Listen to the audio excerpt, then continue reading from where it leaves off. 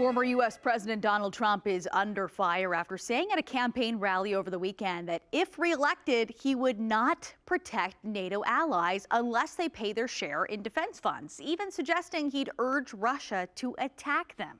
As he campaigns for the Republican nomination, Trump remains skeptical of organizations like NATO, complaining about the billions the U.S. spends on the military alliance. His comments are not sitting well with top European officials today. Breaking news, we have breaking news. Comments from former U.S. President Donald Trump are not sitting well with some. I came in, I made a speech, and I said, you got to pay up. They asked me that question. One of the presidents of a big country stood up and said, well, sir, if we don't pay and we're attacked by Russia, will you protect us? I said, you didn't pay? You're delinquent? He said, yes, let's say that happened. No, I would not protect you. In fact, I would encourage them to do whatever the hell they want. You got to pay. You got to pay your bills. Trump made the comments at a campaign event in South Carolina over the weekend, suggesting the U.S. might not protect NATO allies who aren't spending enough on defense from a potential Russian invasion. His running mate, Nikki Haley, quick to jump on the controversy. I dealt with Russia every single day at the United Nations. Putin kills his opponents. He invades free countries. This is not someone you ever want to pal around with. And you certainly don't want to give them the right to invade a friend. I look at what Donald Trump said on Saturday, and it made me sick to my stomach. He just put every military member at risk and every one of our allies at risk just by saying something at a rally like that. That's the danger. And it wasn't long before top European officials also joined in on the criticism. Let's be serious. NATO cannot be a la carte military alliance.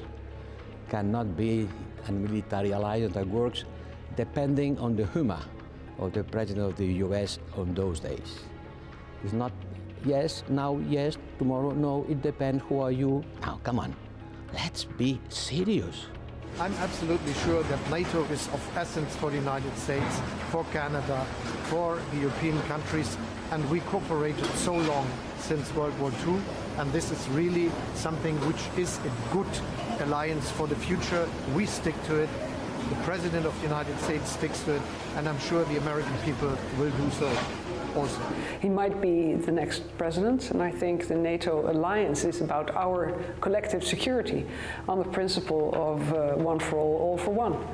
And I think especially now, with real threats also to NATO countries, it's very concerning that somebody is that important is saying these things. We are strong enough to be able to defend each other, and that any statement of that sort needs to be recognized with the danger that it brings, but also a steadfastness on our regard that we need to do more, just in case we really need to be alone. NATO's 31 members have agreed on a target of spending at least 2% of gross domestic product on defense, but NATO estimates have shown that only 11 are spending that much.